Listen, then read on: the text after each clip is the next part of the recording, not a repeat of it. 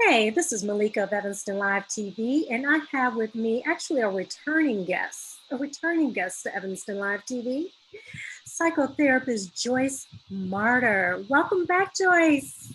Thank you, Malika. I'm so honored to be with you tonight. I so appreciate it, always. Yes, yes. I was so excited. We had a lot of feedback with just posting about tonight's conversation. People were like, oh, this is a great idea. And, you know, um, yeah, yeah. So apparently there's quite a few people that need some information on depression during this time period. Or would you call seasonal blues? Would you call that depression? Or what do you call that? Well, I think that right now, this is such a timely topic because we are living through a global trauma with the pandemic. So it's not just the simple holiday blues, it's holiday blues during COVID, where we've already been isolated from loved ones and we've been sheltering in place, and our holidays are not the same this year. And as the weather is turning more gray and cold here in Evanston, people are homebound more, which can be depressing. So, yeah, the seasonal affective disorder, kind of seasonal blues, that's just kind of feeling low because of the changes in the weather and things like light therapy, getting outside or ordering one of those lights off of Amazon to put on your desk to get some vitamin D can really help with that. Taking vitamin D supplements is helpful. And I think it's just important for us, even if it's cold and yucky outside, to get outside, to bundle up, walk around the block. It's really good for our mental health and our physical health. And then, yes, some people experience the holiday blues or even depression at this time of year, which depression is more of a clinical diagnosis. And that's if people are experiencing difficulty sleeping, changes in weight or appetite. Maybe they feel irritable or sad or kind of apathetic, like not finding joy. And I think a lot of people feel pressure to feel joyful this time of year. And it's a tough time, especially in 2020, isn't it? Yes, yes, it is. We are definitely in some uncertain times. Unemployment, people feeling bad. They worked so hard all their lives and they're finding themselves in food bank lines, because they didn't see this coming. They didn't see that they were going to be laid off. That was just not in the plans for a lot Not at of people. Absolutely. The unemployment and the financial stress of the pandemic has Hmm. been extraordinarily stressful for people. And the holidays really brings that out. And that affects your sense of safety in the world, your sense of value and worth in the world, and your health and well-being. It's a real trauma to not have food to put on your table and be worried about, a lot of people aren't paying their mortgages now, or they're worried about, a short sale or getting evicted. And that's terrifying. Hmm. So, what do you say to people? Is your conversation different to people who are, for the first time, experiencing depression because of COVID? Um, People who are going through the seasonal holiday blues, um, as opposed to people who have chronic depression, clinical depression. It is different for each person. And again, I am such a believer in, personally, I think we all deal with mental health issues as part of the human condition at different points in our lives. No shame, no blame, no stigma. Mhm. It's a normal response to our nature and our nurture. And we all have different stressors that we've been handed. So I think in life, we're all dealt a different hand of hardships and blessings. Mhm. And some of us have intergenerational trauma and other family traumas that we're born into. We might be born with more or less resources. We might be born into families that are dealing with addiction or alcoholism or other problems. And so we each have our own histories, our own psychosocial histories that have shaped and molded us into who we are. And interestingly, one of the things that I love about being a therapist is I believe in the recovery and the resilience of the human spirit.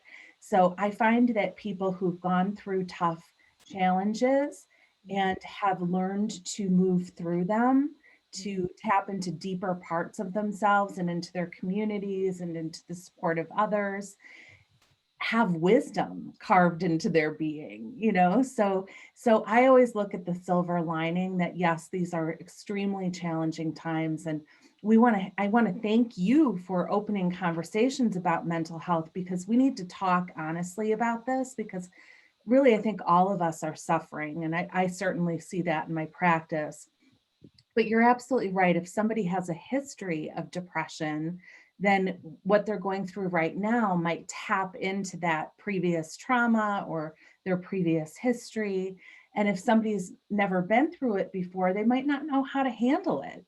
I was walking with a girlfriend a couple months ago, and she said, "I'm so glad I'm an alcoholic."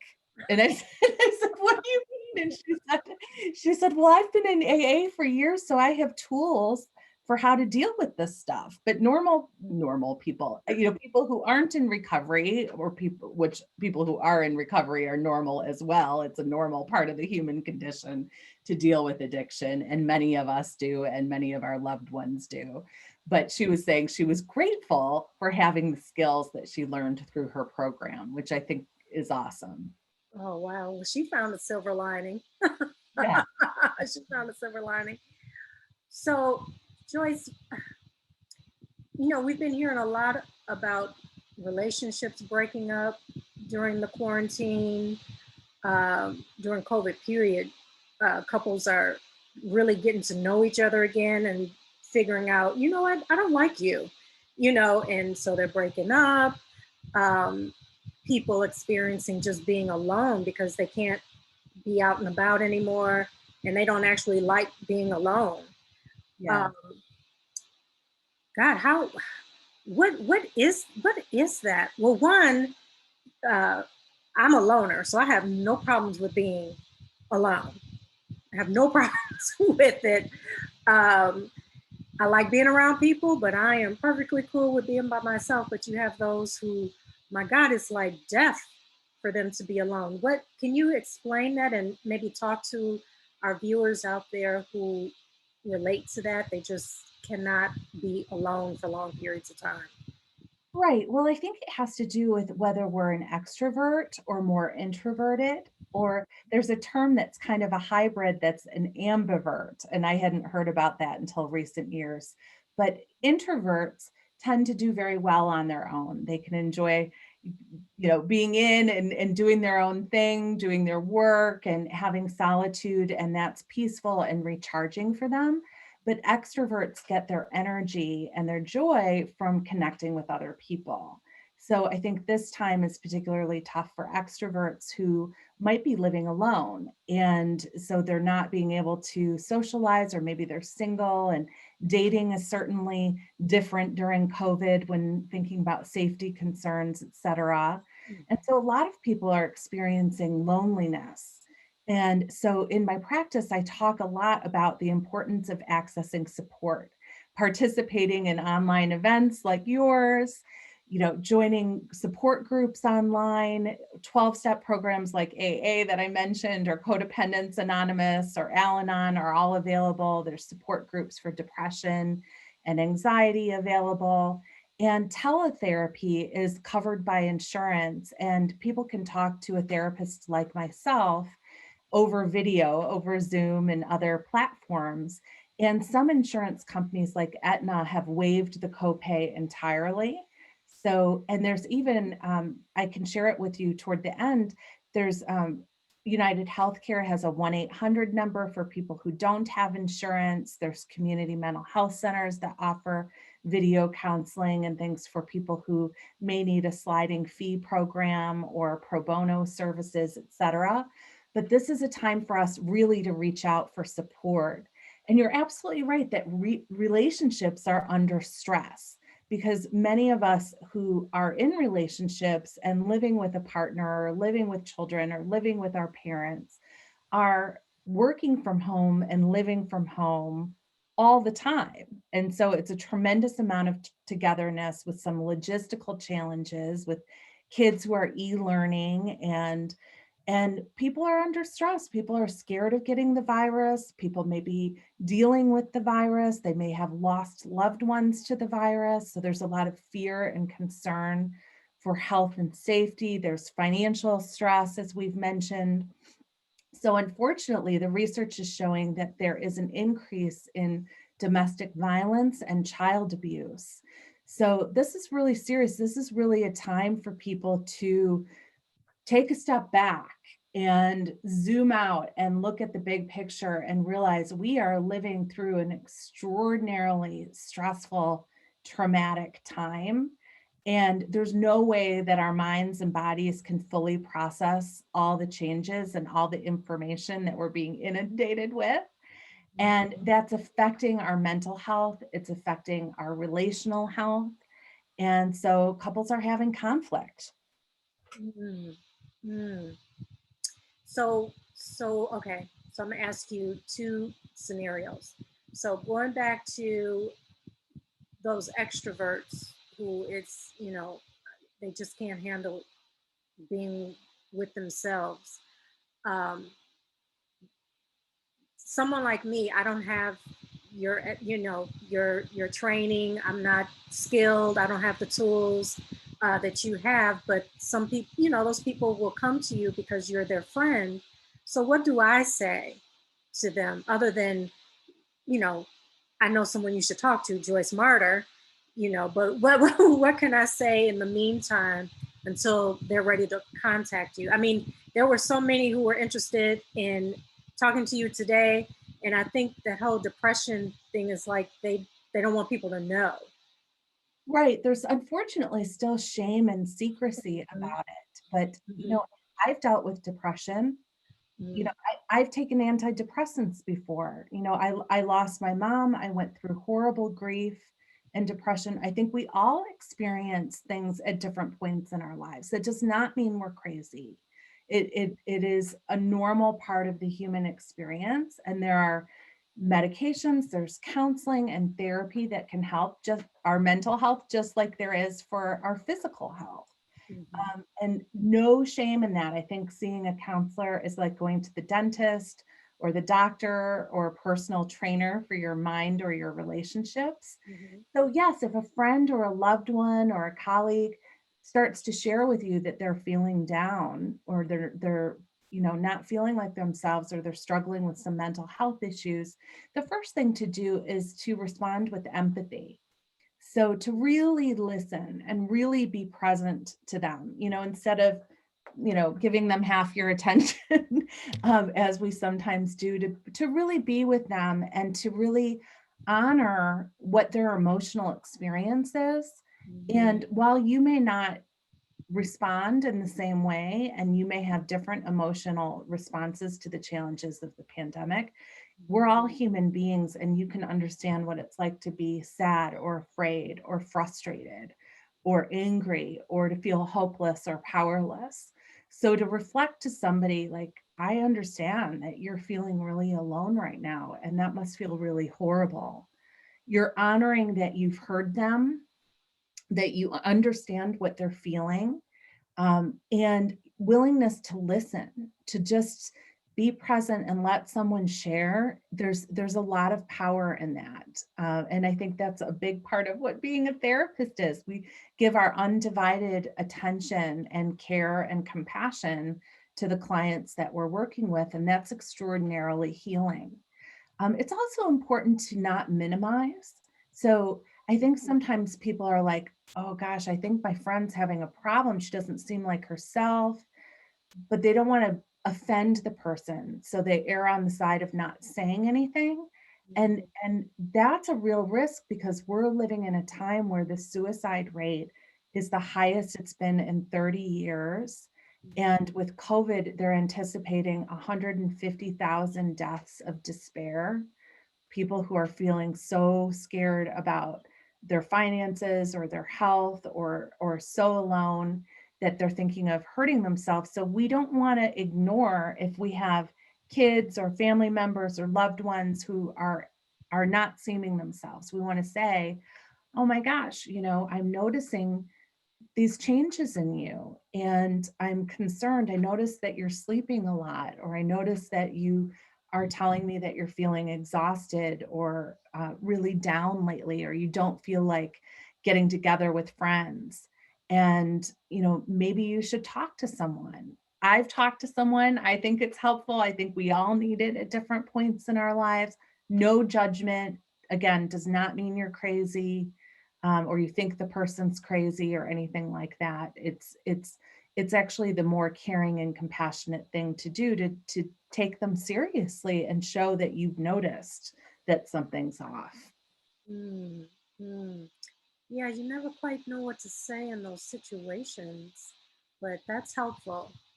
Just pretty much listening, being that ear and acknowledging, I've noticed you haven't been yourself lately, and then just listen to them. Okay. Yeah. And Yeah. help is available and it's effective. And you could say, I heard Joyce talk, and there's a bunch of different resources out there, and I'd be happy to pull those up for you. How can I be a support for you? Some people don't know how to ask for what they need. So to say, would you like me to text you every day? Would you like to check in? What is it that I can provide for you that would be a support to you during this time? And it's also important to know you don't have to be somebody's therapist, and nor should you. If you're not trained, that's too much responsibility for you. So you don't need to diagnose a person and say, I think you might be depressed, or I think you might have ADD, or I think you're having panic attacks. You can just say, it sounds like you're having some mental health symptoms, which is understandable. Like, how can we not during this time? And help is available. Mm, mm. And as far as the couples,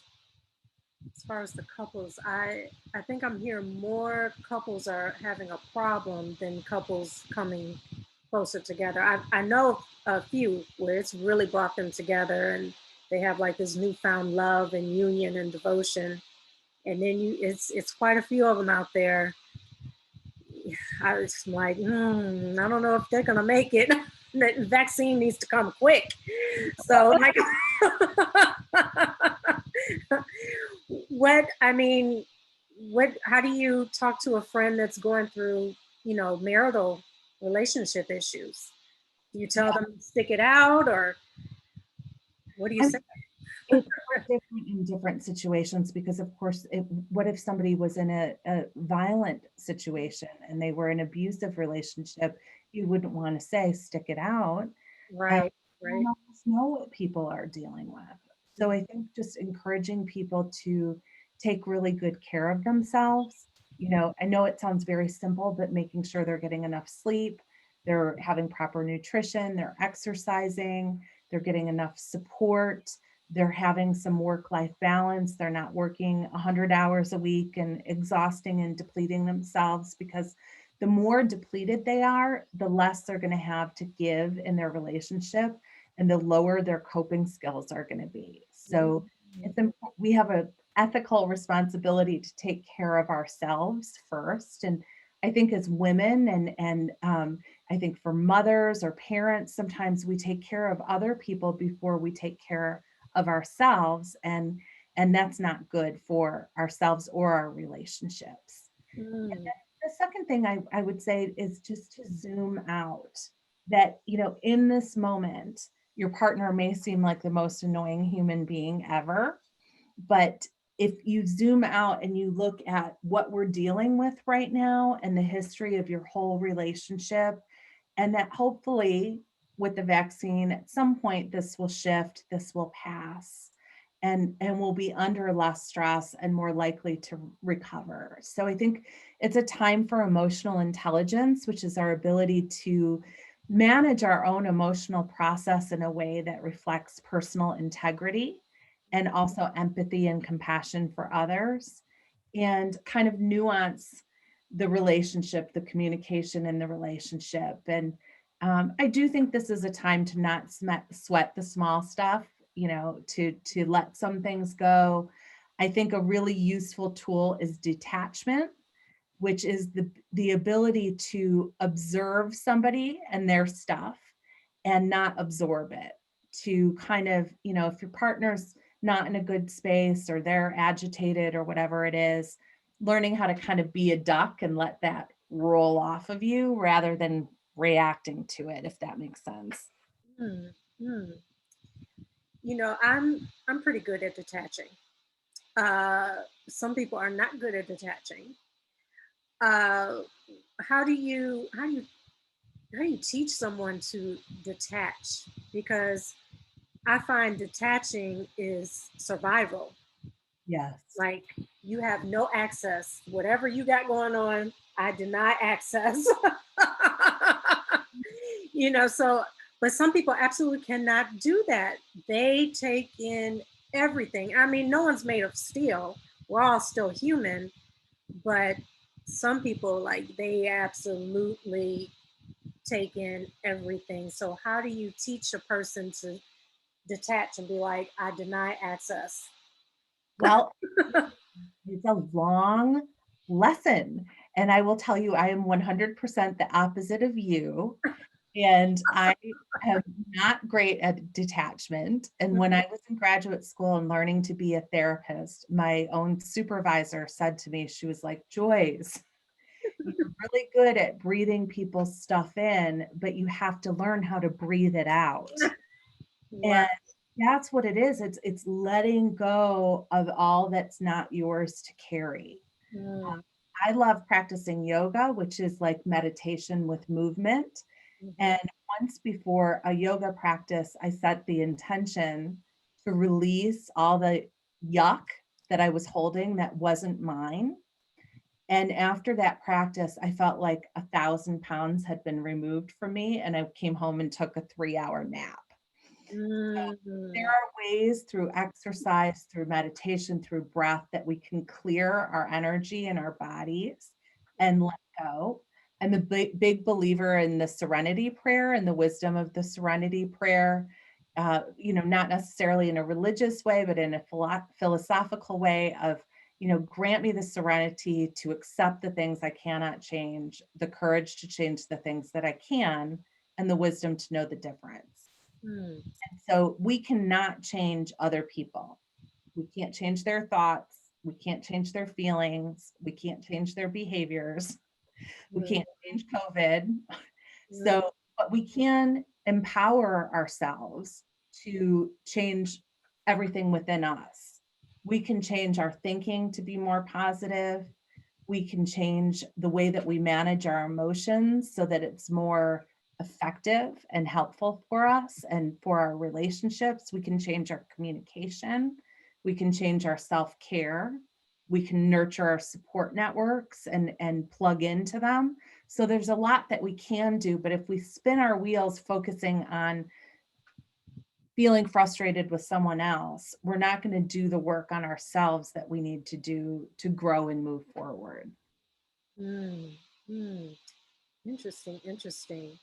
I totally agree with you on the yoga too, as a way to breathe it out. That little bit that gets in, you gotta release it. You gotta release it, or it will eat you alive. I loved one time I was at Target. This is kind of a funny example, but Mm. the woman in front of me was super rude to the cashier. This was pre-pandemic, and she was yelling at him and I think even calling him names. And he was completely chill.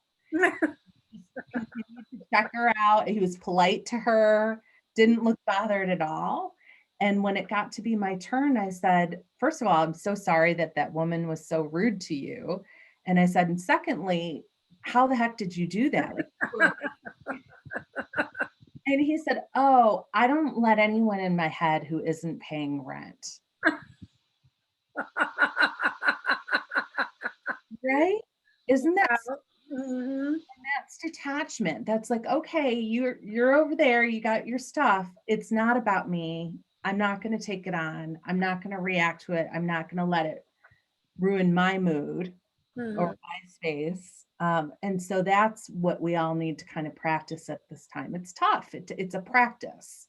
Mhm. That is a practice. Um, someone else had brought up to me, um, dealing with uh, just negative people who are close to you. So you have the store clerk. It's easier to deny access to strangers. I can do that all day. Yeah. But when you have people, that you work with, or um, that you're friends with, people that you're having to be around, and it's just like a evil core to them. Yes. How now that you can deny access, but you still have to deal with them for Right. hours on end or really work with them. That can that can get heavy. That can get heavy. And the next thing you know, you're like, I don't want to talk to people. I hate people right now. Right. You're having to deal with a lot of toxicity like that. That would be a normal response. And it is much harder when it's somebody that's in your family, or somebody if it's your boss, or at your work, that you really can't avoid being with them. Then, it really does become extra important to have those self-care practices, to take a mindful moment and meditate at your desk, reboot. I love apps like Calm and Headspace, and YouTube has a bunch of free meditations available. But to take those little breaks so it's not building, building, building, and then learning how to set healthy boundaries in those relationships, learning how to say no, how to set time limits and maybe informational limits, and those types of things. I really like the work of doctors Cloud and Townsend. They have a website at cloudandtownsend.com, and they've written a bunch of books on boundaries and how to set boundaries in a healthy way. And I know for myself, I'm kind of a recovering people pleaser. So I would often allow my own boundaries to become compromised in hopes that I would make somebody else happy, or make them like me more. But then I would become resentful and exhausted and depleted, which isn't good for me or the relationship. So I've had to work at being more assertive and communicating in a way that demonstrates not only respect for the other person, but respect for myself. And so learning how to be diplomatic and honest and boundaried, and let someone know where your lines are. And there's no reason to apologize for those. We need to have boundaries in order to be safe and well. What do you think is going to be majority of the people, our mind, our frame of mind when we come out of COVID? Well, one, the vaccine. Maybe you can break down to people why some people just are not trying to take the vaccine. They fear it. They don't trust it. It sounds suspect. Well, especially when Trump was promoting it. But Right. just I was like, I'm not taking any vaccine that he promotes. Right. But Especially yeah, motive. just vaccines, period. Some people, I mean, there's history to it. I mean, for the Black community, the Tuskegee Airmen, Yeah. I mean, the Tuskegee experiment. We've got bad history with vaccines. Matt. So people are like coming at people who are questioning the vaccine, coming at them crazy, like so insensitive. There's um, there's trauma to vaccines for some groups of people, you Yeah, know. absolutely, Malika. So you're demonstrating compassion for the Mhm. group of people who may fear a vaccine, and I think that that's a normal response. I have a friend who's the mother of an autistic son, and I know in the autism community there's some question about what role vaccines may or may not play, and so I think there's a lot of reasons that people might have some health anxiety about that. And I think, our political climate of late has shown us that it can be really challenging to be in relationships with people who have very different views and perspectives. And so it is difficult to have compassion sometimes and empathy and be able to see through somebody else's lens.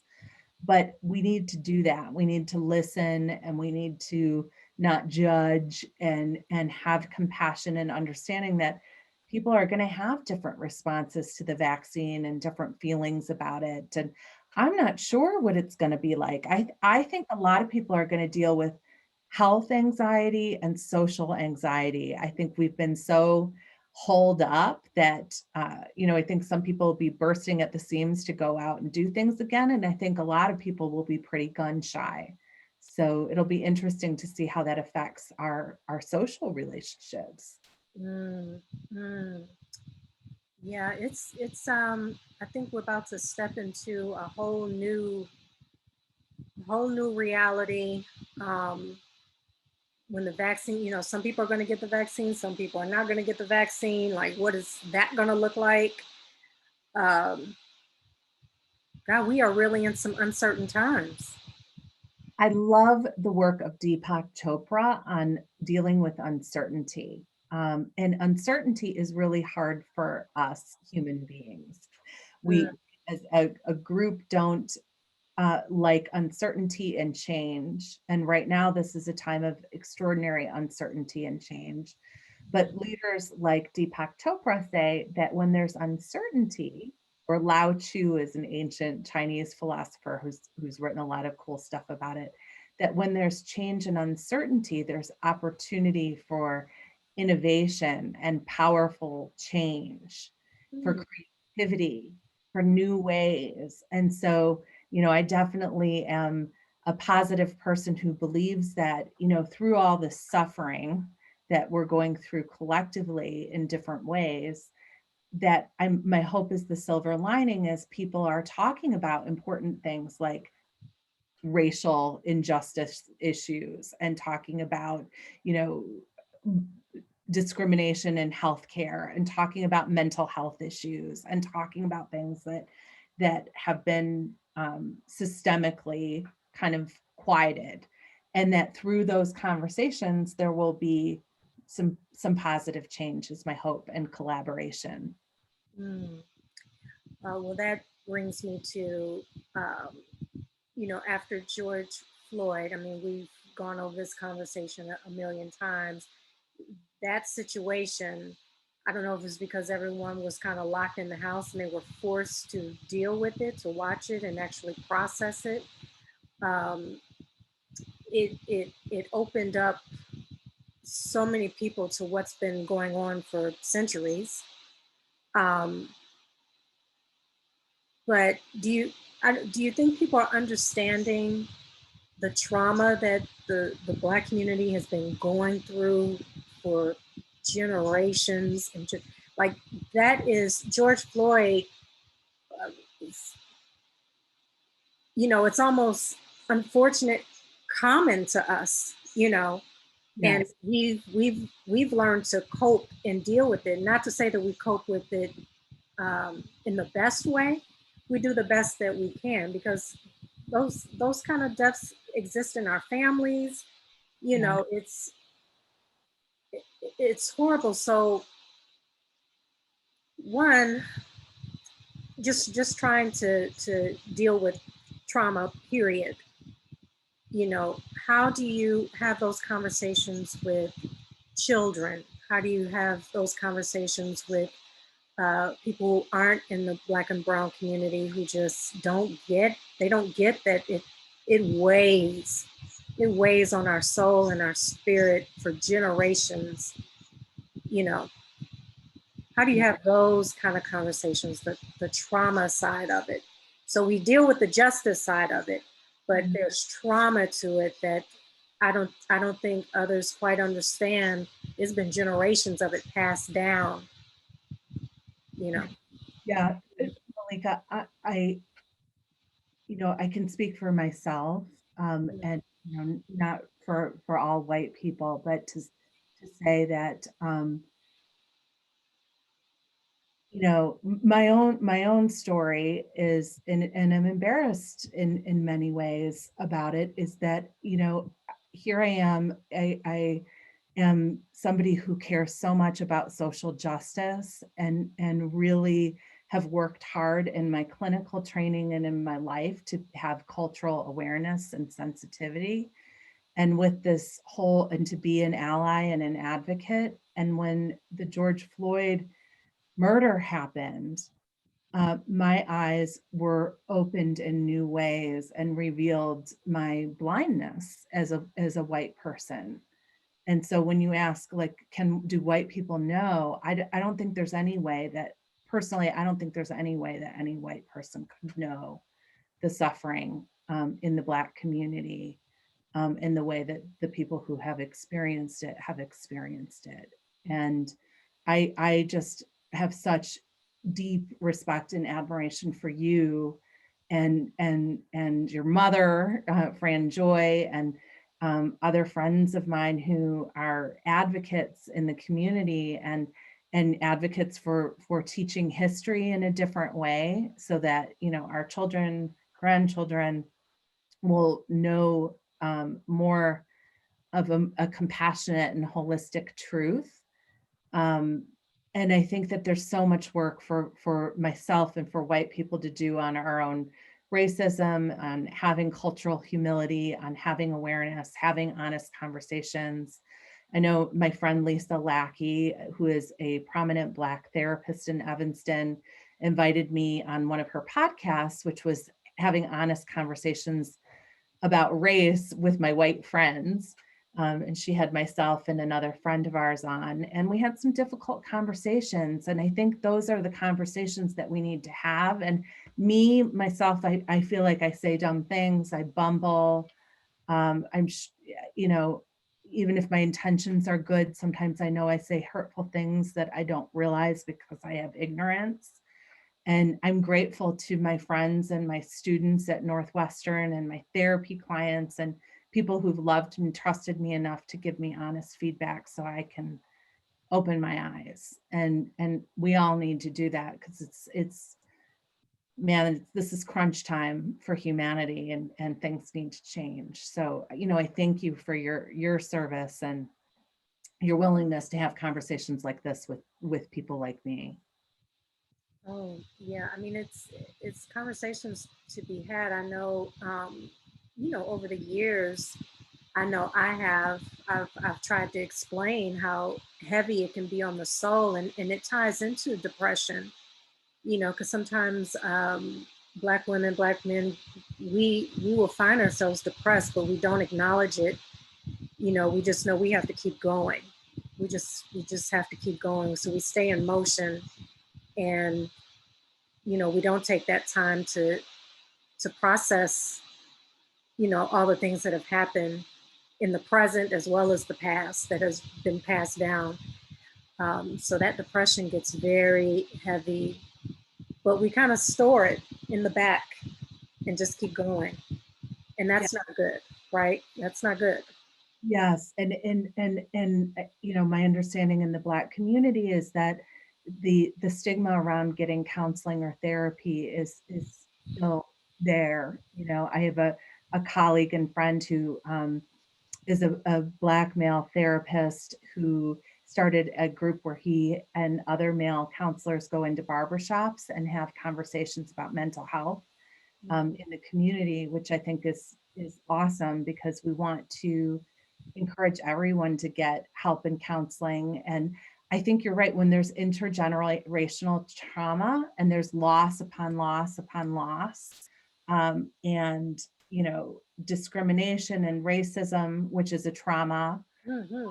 that you're, you know, dealing with every day, then your baseline mood, instead of maybe being here, the baseline mood for somebody with all of that trauma is going to be much lower.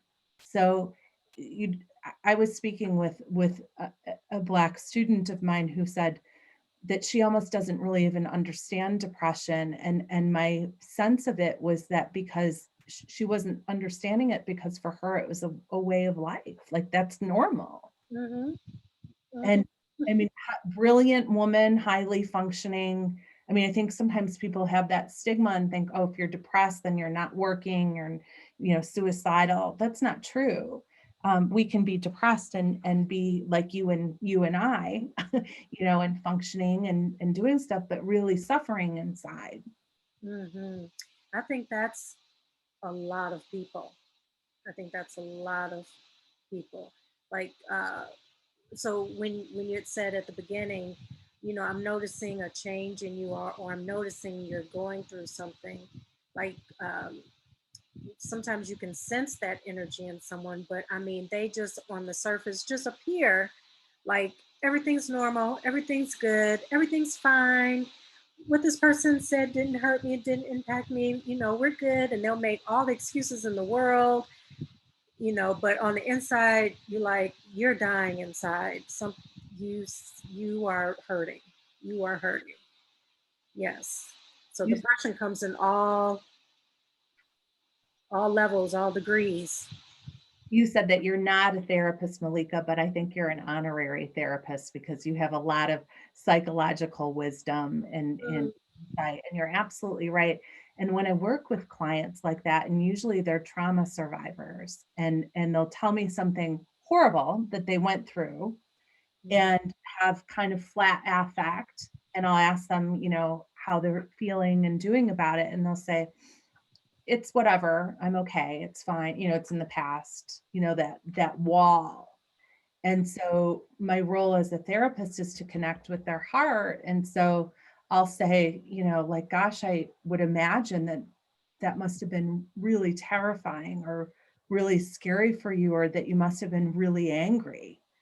And then often the tears will fall and that mask starts to melt away. mm, People can start to honor their feelings, and our feelings are waves of energy that we store in the body, and if we don't honor them, I believe they turn into sickness mm, and physical health problems, and in addition to mental health problems. So we need to release that. We need our spiritual communities, our physical health practices, our mental health practices, to take care of ourselves and to heal from the traumas that we've survived. And I would agree that so many people are suffering. mm, mm. Now, I know we got to wrap up. We got like 2, 3 minutes left, but I wanted to get in about the children. I know you've been fighting to get more counseling in our schools. Can you speak more to that? Because that is major. That is major. Yes. So the research is showing that right now the stressors of the pandemic are the hardest on adolescents and young adults, and the suicide rates are the highest there. And through the American Counseling Association, I've been lobbying with my colleagues through ACA for more funding for school counselors. I think in the Chicago public schools, correct me somebody if I'm wrong, but I think they have one counselor for every 250, or it might be 350 students. What? Not okay. That, Um, Not okay.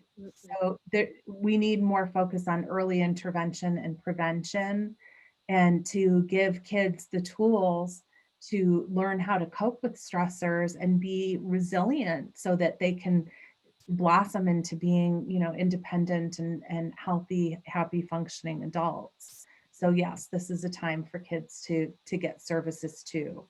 And the schools provide, I mean, even with the e-learning, my ETHS student talks to her school counselor once a week, and that's part of her self-care routine. So I think I encourage people to really take advantage of those resources that are there.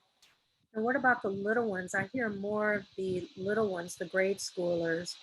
Um, they're struggling the most with e-learning. It's so hard. I mean, they haven't learned the basic skills to learning, and then having to do that for themselves. And it's so hard for parents who are also having to work from home to find the time to sit with them. And so I think we have to do our best to provide some structure for kids because they really crave that. So Mhm. having, space and designated times that we're working with them on school. I think we have to dial down the expectations and not be afraid that, if they're not getting everything, that doesn't mean they're not going to be a functioning adult. every kid's probably having some deficits at this time, and together we'll work at recovery from that. Okay. Well, thank you so much, Joyce. And you have a book coming out. I do. I'm excited about it. It's coming out in July. I've been working on it for a long time. It's called The Financial Mindset Fix, a mental fitness program for an abundant life. And I'm really interested in the psychology of money as an entrepreneur and a woman. I started my business with $500 and $50,000 of debt and went through a lot of financial difficulty, thought I was going to have to file business bankruptcy, and ended up doing a lot of work on my self-esteem and learning a lot from my clients. And so this book is to help people promote their mental health and financial health. And I hope it'll be a great resource for people. Awesome. Well, I can't wait to read that. The financial mindset. I like that. Mm. Mm. So we have to wait till July. So pre-sales will be in May. And Okay. a text campaign, if people would like to join my email database, they can text mental health to the number 33777, and then you'll get updates about the book and be able to connect with me on social media and my website. I try to provide resources and articles and videos to help people feel better during this challenging time. Okay. Now, money talks. So I know people will want you to come back and talk about that book, because I do believe that there's a spiritual, psychological connection to how people deal with money. Absolutely. See, there's wisdom again, Malika. It's energy, right? So Mhm. it's an exchange. And so there's just, I'm very interested in the psychology of money and our relationships with money and our beliefs about what is possible and how that shapes our financial reality. Mm. Well, thank you so much, Joyce, as always. I Thank you. learned more from you. Thank you, thank you, thank you. I learn from you every time I talk with you too, having me, All right. being a So, light in the community. oh, thank you. Thank you. And so are you. I get the feeling, yeah, you're probably going to get some calls. People are in need, and you are such a compassionate person. So thank you so much, Joyce. Thank you. Thank you. Take care. Okay, you too. Bye bye. Okay, this is Malika, Evanston Live TV, and that was psychotherapist Joyce Marter. I'll be sure to put her contact information in the description, and her upcoming book, all about money, the psychology behind money. How do you deal with money on a spiritual, emotional level? Yeah, that's something to think about. But she definitely gave us some great information to get us through this COVID-19, to get us through all this uncertainty that we're experiencing. She's always a pleasure, and just a compassionate human being. That's always refreshing to talk to. All right, you all be safe out there and stay tuned for more on Evanston Live TV.